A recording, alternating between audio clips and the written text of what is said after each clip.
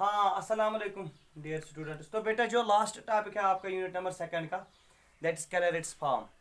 कि as you are aware that we are dealing with this higher differential equation of first order and higher degrees. तो आप लोगों ने कहा था कि जो इसकी जनरल फॉर्म है that is p raise power n, a1 p raise power n minus 1, a2 p raise power n minus 2 dash an equal to 0. This is the general differential equation of first order and having degree n. आप लोगों ने कहा था कि this p stands for dy by dx and such an equation is soluble for, सबसे पहले जो हमने पढ़ा soluble for p है ना, उसके बाद हमने कहा था soluble for y और उसके बाद लास्ट टॉपिक क्या था soluble for x. Now today we have Callert's form, which form is called Clairaut's form. तो वो लोग आप देखेंगे, इसमें आपको 2-3 MCQs मिलेंगे। An equation of the form y is equal to P X plus F of P. बेटा this form is called Clairaut's form. y is equal to P X plus F of P, this form is called Clairaut's form. Now question arise हो रहा है कि अगर एक differential equation है in the form of Clairaut's, then how we can solve it and how we can find the general solution. तो बेटा this form is called कैलरेट्स।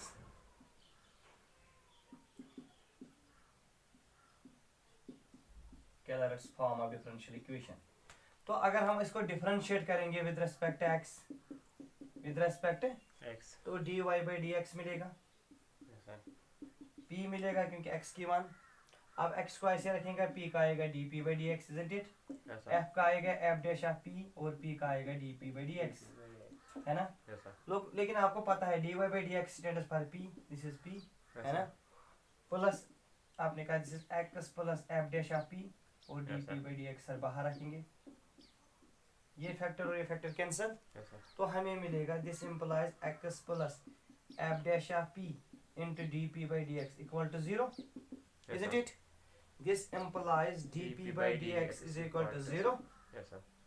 तो आपको dp मिला 0 के बराबर। इंटीग्रेट बोथ साइड्स तो p मिलेगा some constant c। Use in given equation p की जगह हम कांस्टेंट लेंगे तो y का मिलेगा cx plus f of c। तो बेटा this is the general solution of the Clairaut's form. तो याद रखना, वहाँ अगर आपको एक इक्वेशन है in the form of Clairaut's form, तो हम सिंपली p को रिप्लेस करेंगे कुछ कांस्टेंट से c, and we are getting the solution of the differential equation. बेटा क्लियर? तो now some examples for this Callert's form. See example number first.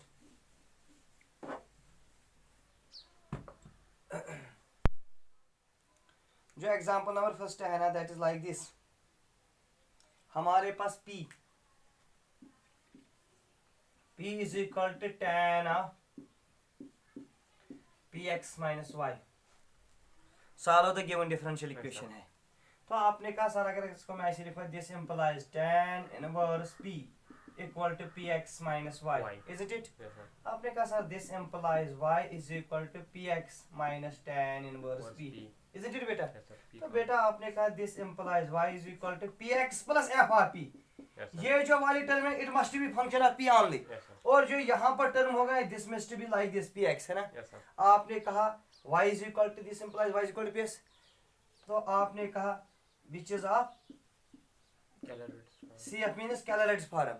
Therefore general solution किसके बराबर आएगा? y is equal to cx plus cx minus tan inverse c। हम p को किससे replace करेंगे? Constant से। बेटा क्लियर? एक और देखना, एक और एग्जांपल आपके पास। एग्जांपल एक है y is equal to px plus under root of 1 plus p square. ये कौन सी फॉर्म है? कैलरेट्स फॉर्म। बिकॉज आपने कहा y is equal to px plus f of p। Sir ये वाली है ना, it is of Clairaut's form, है ना। तो सिंपली p को हम रिप्लेस करेंगे किससे? c से। तो हमें जनरल सॉल्यूशन मिलेगा cx plus under root of 1 plus c square, isn't it? Suppose एक और एग्जांपल,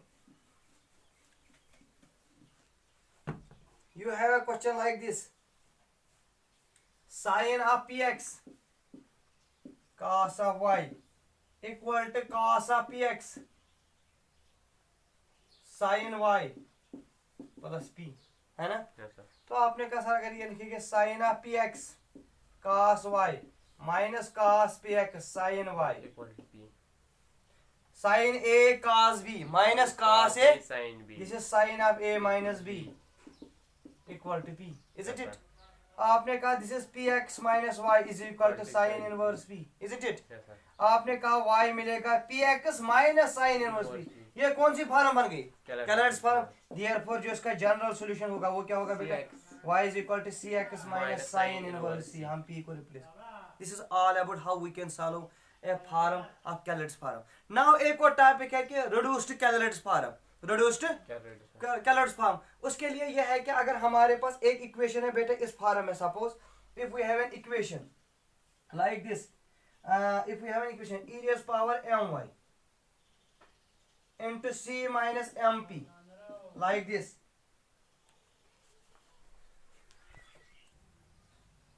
हाँ बेटा, तो इसके साथ आपको ये क्लियर हुआ कि Clairaut's form. Now there are some equations which can be reducible to Clairaut's form, है ना। रिड्यूसिबल टू कैलर्ट्स फॉर्म में सपोज अगर हमारे पास एक इक्वेशन है like this, Y square is equal to P X Y plus F of P Y divide by X, है ना। हमें क्या होनी चाहिए, linear, Y is equal to P X plus F of P होना चाहिए। तो बेटा अगर हमारे पास इस टाइप की इक्वेशन है, हम वाई स्क्वायर को इसमें रिप्लेस करेंगे वी से और एक्स स्क्वायर को रिप्लेस करेंगे यू से, निकालेंगे हम लोग अपना D Y by D X means P, and then we will reduce this into Clairaut's form, ठीक है। अगर अब एक्सपोनेंशियल टाइप की फंक्शन होगी e raised power my minus into c minus mp function of this, इस case में हम लोग e raised power my को रिप्लेस करेंगे किससे, v से, और e raised power cx को किससे, u से, and then we will get the Clairaut's form.